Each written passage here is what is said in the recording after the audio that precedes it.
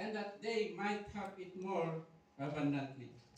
So gusto kong sabihin sa inyo na kung bakit ang nagamit dito, ginamit ng ating Panginoong Jesus, na sinabi dito yung sabi nating third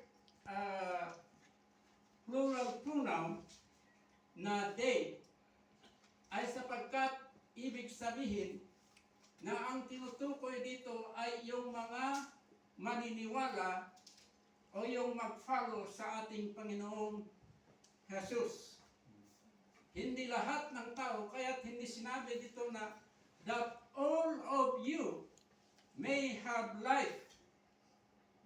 So, hindi yun ang sinabi ng Panginoong Jesus. Pero ang sinabi, that they may have life and that they might have it more abundantly. So, ibig sabihin, yung mga maniniwala sa ating Panginoong Jesus ay sila ang tinutukoy ng verse na ito. Kaya ang nagamit dito ay yung they. At sinubukan kong binasa sa ibang version yung linalay ng anak kong si Sterling sa Facebook, sa cellphone ko na Bible translation ay binasa ko doon ay nagamit din yung word na them. So yung word na them ay ibig sabihin din niya yung third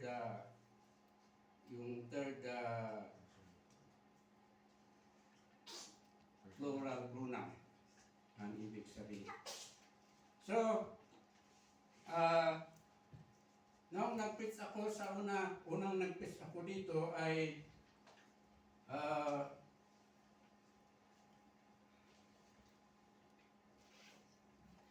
ipinaliwanag ko sa inyo kung ano ang ibig sabihin ng salitang gospel ng ating Panginoong Jesus.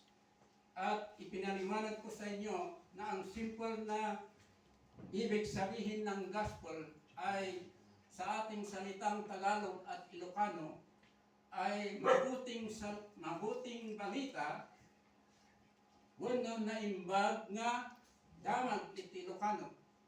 At sa English ay good news. At alam natin na nung ang ating Panginoong Jesus ay siya ay nabuhay muli at nagpakita sa kanyang mga disciples at sinabi niya, I go into all the world and preach the gospel to every creature. Anyone who believes and is baptized will be saved, and anyone who does not believe will be condemned. So yon ang sinasabi nating the Great Commission of our Lord Jesus Christ. Nasabi ng ating Panginoong Jesus, punta kayo sa lahat ng sulok ng mundo at ibalita ninyo ang good news. Sabi ng ating Panginoong Jesus, ang good news sa lahat ng tao dito sa mundo. At walang ibang good news, walang ibang tinutukoy na good news, kundi ang ating Panginoong Jesus. Na ang good news na ito ay ang ating Panginoong Jesus ay siya ay nagdusa. He suffered so much. He suffered persecution. And then He died on the cross. And then on the third day, He rose again. Nagungal ni Apo Jesus, kuno kahit masawan, nagsagaman ni Apo Jesus. Gusto kong sabihin sa inyo ng ating Panginoong Jesus ay hindi namatay sa ordinaryong pagkamatay. Hindi siya basta hindi siya basta pinagtugan binaril ng riding in tandem. O hindi basta siya namatay ng sakit. Kundi ang ating Panginoong Jesus ay nagsuffer muna hanggang doon sa cross ng Bantay Calvary. First, the night that he was about to be betrayed, to be captured. He suffered so much. The Bible declares when he prayed, his sweat is like, ano yung parang butil ng corn, o parang butil ng corn ano yung sweet? Ano ba? Pawis. Pawis! Pawis niya. From that time until the time he was presented to the chief priest and to Governor Pilate, and then the time he carried his cross, his personal cross, and carried it up to the Mount of Calvary, ay siya ay nagsuffer so much, hindi lang sa physical, kundi sa mental at sa spiritual at sa physical. Ito ang nangyari sa ating Panginoong Hesus Kristo. Kaya't ang sabi ng ating ng salita ng Diyos, ang ating Panginoong Hesus ay namatay for our sins. He died for our sins. At ito ang wagas ng pagkamatay ng ating Panginoong Hesus Kristo. Nasa introduction pa ako, mga kapatid. So, iwan ko kung... So, noong ako'y unang nag-preach dito, ay nangyaring mayroon tayong sharing together. At tinanong ni Pastor Porter kung sigurado ba tayong, alam ba natin na sigurado tayong maliligtas, ay parang hesitant tayo na magsagot ng yes. Oo. So, kaya't iniisip ko, ang gusto kong i-preach na tema sa inyo ay ito.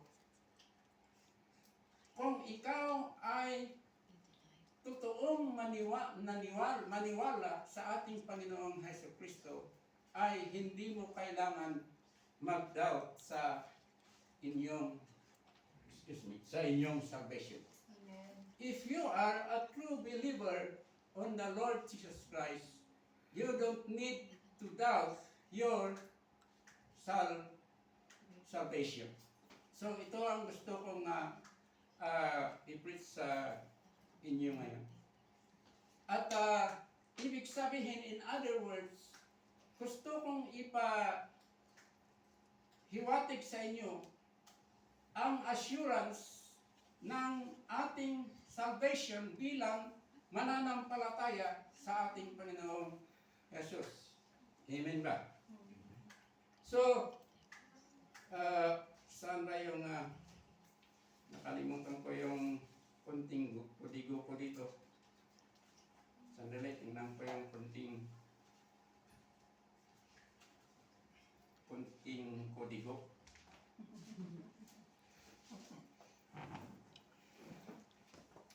Nung kami pa young teacher ay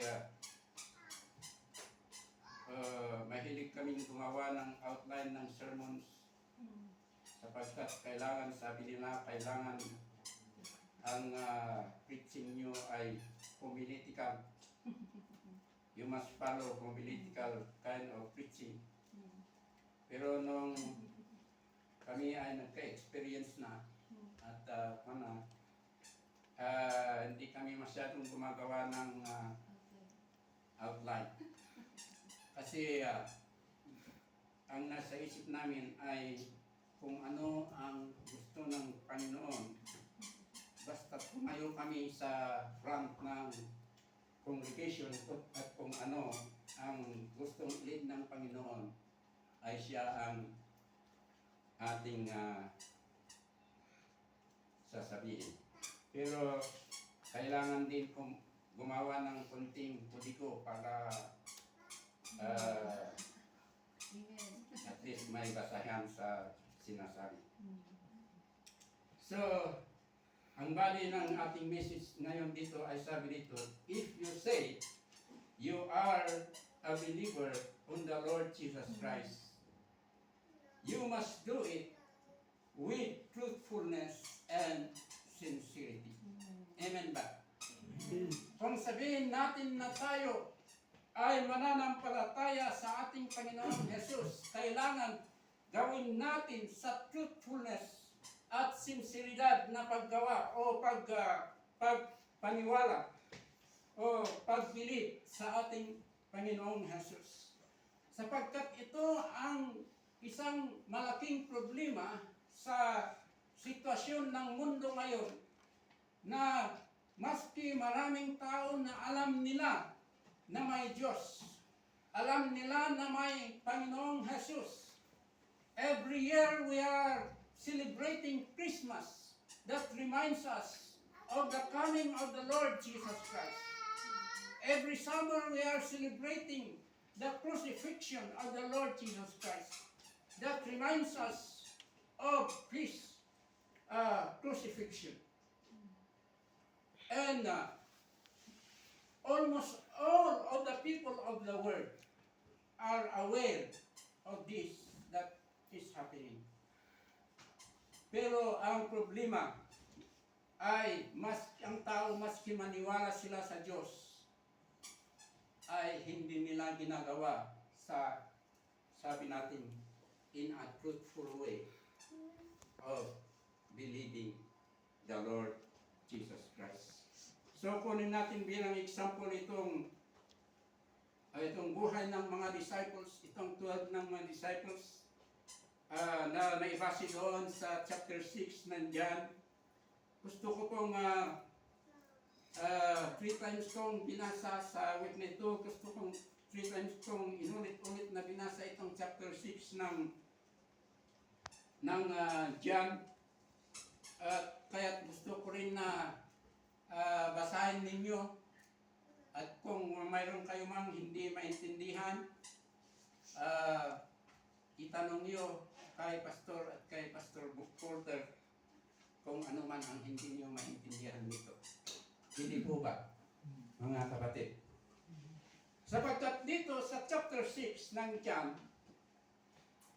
ang ating Panginoong Jesus ay pinapaliwanag sa mga taong nagpa-follow sa Kanya na siya ang tunay na tinapay ng buhay. At sabi niya, kung hindi kayo kumain sa aking flesh at hindi kayo uminom sa aking blood, ay wala kayong buhay na walang hanggan.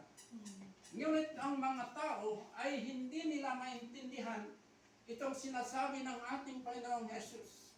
Kaya't sabi nila, this is a hard saying. Who can understand it? Sabi ng mga tao. Kaya't sabi ng Bible, from that time on, itong mga tao na nagpa-follow sa ating Panginoong Hesus Kristo ay unti-unti silang umalis. Kaya't ang ating Panginoong Hesus ay nagtanong sa kanyang 12 apostles at sabi niya, how about you? Will you also go away?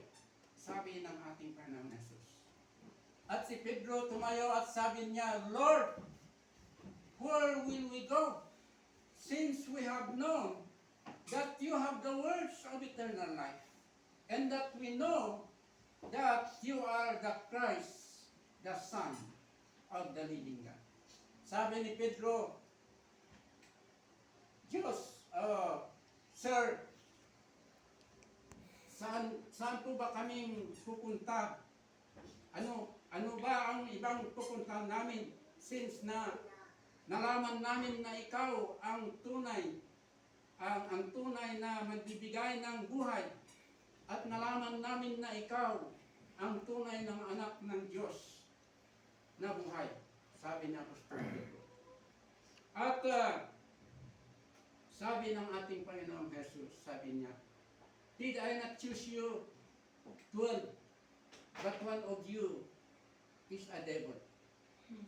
Di ba't pinili kayong isa at dalawa, 10 at 2, ngunit isa sa inyo ay hindi totoo ang paniwala, sabi ng ating Panginoong Jesus. At tinutukoy itong si Judas na nag-betray sa kanya.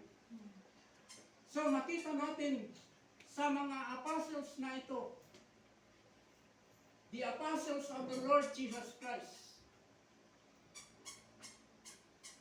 ang paniwala nila ay katotohanan. It is a fruitful faith. It is a sincere faith on the Lord Jesus Christ. Totoo ang paniwala nila. Nang maski man yung mga maraming tao na nagpa-follow sa ating Panginoong Jesus ay unti-unti silang umalis sapagkat sila ay hindi na after sa paniniwala sa ating Panginoong Jesus, kundi sapagkat gusto nilang laging miracles ang nakikita nila, na yung tinapay na maging marami at gusto nilang maging mabusog lagi sa kanilang tiyan. So, ito ang dahilan kung bakit ang Panginoong Jesus ay sinabi nila ang mas importanteng food sa buhay ng isang tao, at ito ay ang spiritual na food na kailangan ng tao. Kaya ito makikita din natin dito na maski rin sa itong mga apostles, 12 apostles na pinili ng ating Panginoong Diyos, ay sabi niya, ngunit isa ka sa kanila ay hindi totoo ang kanyang paniwala. So mga kapatid, gusto ko pong i-reiterate sa inyo na kaya ang faith ay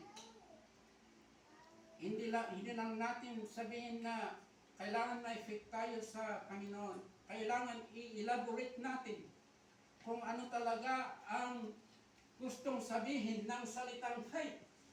Sapagkat sa James chapter 2, in-explain ni James doon na faith without works is dead. Kaya itong doktrina na ito ay naging controversial, naging debate ng matagal na panahon. Nung bata pa ako ay pinagdidibatihan ang kwalito. Ang iba sabi nila, we can only be saved by faith and not aside from works, sabi nila.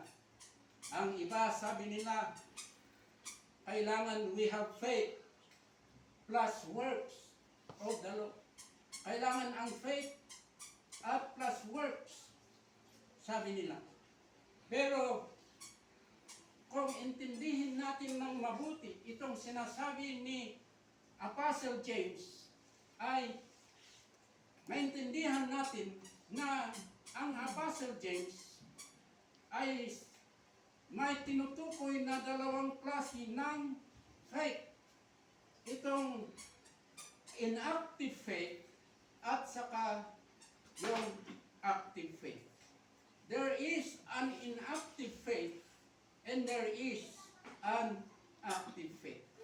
So itong active faith, ito ang kailangan ng mananampalataya sa ating Panginoong Jesus. Hindi faith plus work, hindi. Faith that has work. Yon ang wastong pagsabi, di ba? Hindi yung sabi nila nga, kailangan mong faith at kailangan mo ang works. Faith plus works, hindi yun. Faith that is active. It is an active faith that we need. Sapagkat sabi nga ni Apostle James na maski ang mga demonyo ay naniniwala na may Diyos. Ngunit hanggang doon sila. Kaya sabi ko kanina, marami ding tao na maniniwala na may Diyos. Pero hindi sila maniniwala ng totoong paniniwala. They do not believe the Lord Jesus Christ in truthfulness and in sincerity. So ito ang kulang ng ibang mananampalataya.